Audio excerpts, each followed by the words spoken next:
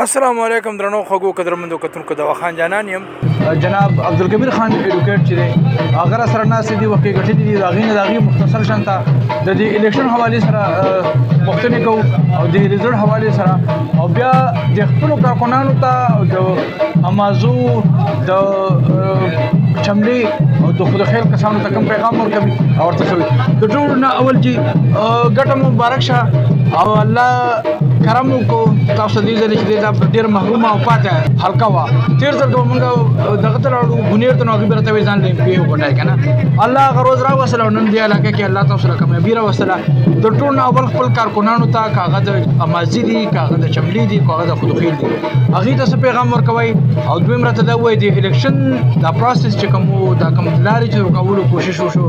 دې ته په کوم نظر ګورئ بسم الله الرحمن الرحیم ډېره مهرباني د وخان صاحب تاسو پاکستان تحریک انصاف کارکنانو ته بلکې پوره قوم ته زه د پاکستان تحریک انصاف د امیدوارانو په دې شاندار کامیابۍ باندې زبردست خراج تحسین پیش کوم او مبارکباد ورته پیش کوم څنګه چې تاسو وایئ چې دلته درې ځله د عوامي نیشنل پارټۍ کینډیډیټ بابک صاحب هیټریک کړی تقریبا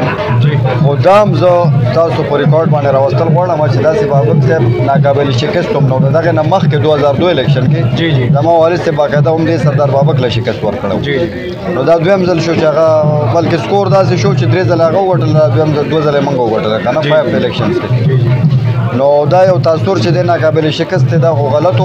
د چانسز والي خو نن خو الحمدلله څنګه چې پوره قوم پوره ملک دغسې پي کې 27 مو زه د پاکستان تحریک انصاف د ټولو ورکرانو مشرانو کشرانو زلمو شکریا ادا کوم بیا دلته چې کوم زما حمایت چا کړی و د عوامي نیشنل پارټۍ حقیقي مشرانو ملګرو د هغې شکریا ادا کوم قومي وطن پارټۍ ملګرو زموږ حمایت کړی و په دې حلقه باندې د هغې شکریا ادا کوم او نور چې کوم تاسو څنګه ووایئ د پی ټی آی کیمپین هم ډېر زیات لیټ شروع شوی دی په وجه د دې چې زموږ په نامینیشن پیپرز کې مسله وه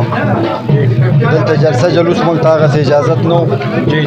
مطلب او نورو ته بیا پروټوکولز ورکول موږ چې به کوشش وکړو نو موږ باندې به باقاعده اف آی آر شوي دي ما باندې په ذات خود اف آی آر شوي نو هغه په خپل ځای ایشوز و بیا د دغې نه علاوه سیمبل چې کله زموږ نه واغستو د هغې نه یې موږ محروم کړو ټول 3 الیکشن یې پاکستان تحریک انصاف د بیټ په نښه باندې کړی وي د هغې نه محرومه شو دا اټ سیلف یو ایشو وه خو کوم ځای ته به چې موږ تلو نو الحمدلله د قوم د عمران خان سره دوره یو عقیدت یو مینه چې موږ ته به په جواب کې دا وي تاسو دلته ولې راغلی دا ووټ خو موږ سره د قیدي نمبر 804 امانت دی موږ باسې هغه ورکوو تاسو باندې څه ملازم نشته او دا خو موږ هغه ورکوو او موږ ته وې دا هم پته لري چې تاسو نه نښې اخیستې شوي دي نو دلته د بیرسټر صاحب په قومي اسمبلی کې چې د نیټن امیدوار و د هغې نښه چینک و او زما په خپله هینډ پمپ و نو مخکې نه به راته نښې مې وویل چې یاره دا ستاسو نښې دي نو ایشوز په خپل ځای و خو چې دوی توره عمران خان پریس کو دوره ورسره کوم په غیرت او په پښتو درېدو پی کې 27 چې دی خصوصا ډېره زیاته محرومه پاتې شول او تاسو څنګه پته در تېر شوی 2-5 سالو کې چې دی نو د دې چې کوم امیدوار هغه په حزب اختلاف کې ستونزې ستړې ډېرې زیاتې دي او خلکو ډېر زیات توقعات دي دا بوج چې دی دغه به دې ته په کوم نظر ګورئ ډېر زیات سیوا به نه وي در باندې دا ډېر زیات دا بلکل تاسو خبره ټیک ده دا پی کې 27 عملاً د کندراتو یو منظر پیش کوي که سړک دی که هسپتال دی که روډونه دي که هسپتالونه دي خو بهرحال موږ انشاءالله تعالی پوره ځم یو د دې ملګرو په مرستې سره په ملاتړ سره موږ په دې باندې کامیابي مومو او انشاءالله تعالی پاکستان تحریک انصاف کا حکومت جوړ کو په دې صوبه کې نو فوکس په موږ دی چې زیات نه زیات ځکه چې دلته یو 15 سال نه محرومي ده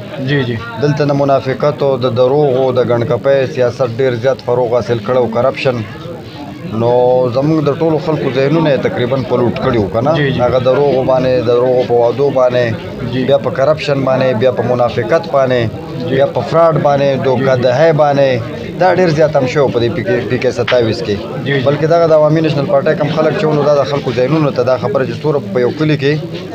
داسې قسمه سړی و 2 نمبرو هغه به پکې هغې پروموټ کوو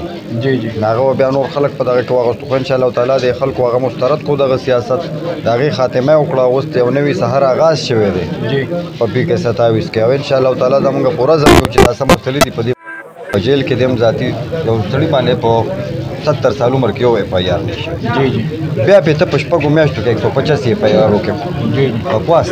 دی غلط دی ان شاء الله تعالی اخرنی هدف پورې پراخه سب پیغام ورکوي خپل ورکرانو ته